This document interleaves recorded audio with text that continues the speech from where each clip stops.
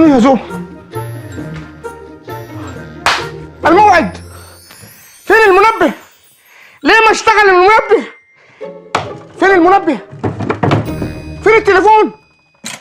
يا ناس، يا عالم، انا انسرقت. ربنا يجيب اجلك يا سنان.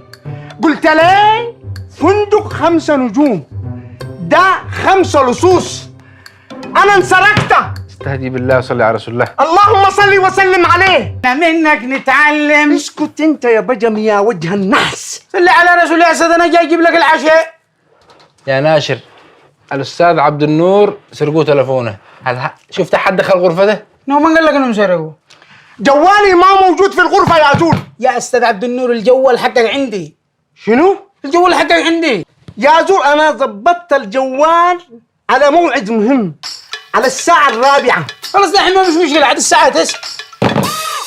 يا غفور، يا غفور صبر عبد النور. يا زول الساعة 4 عصرا. يا زول انت كائن غريب. اقول لك معايا موعد مهم. انت تفهم ولا ما تفهم؟ موعد راح، خلينا نضيفك يومين 3، ما في حاجة. يومين 3. لحظة، ستوب. انت داير تكمل عملك اللي ما كملته وانت صغير؟ انت داير تجلطني يا زول؟ قول لك موعد خلاص. عندي موعد. خلاص تمام دحين، خلاص يا استاذ، هدي نفسك.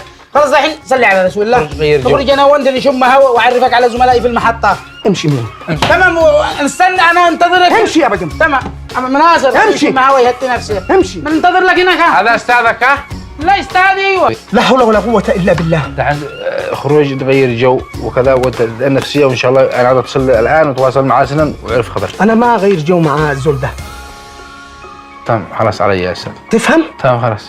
انا بخرج بس اخش الغرفة، اقفل الغرفة، لا ينسرق حاجة تانية. تفضل. عندكم 3 كاميرات ما شاء الله. لا هو بيغسلهم بس. يغسلهن ها؟ ايه يغسلهن ها؟ يا غفور. صبر عبد النور. تمام. لا حول ولا قوة الا بالله.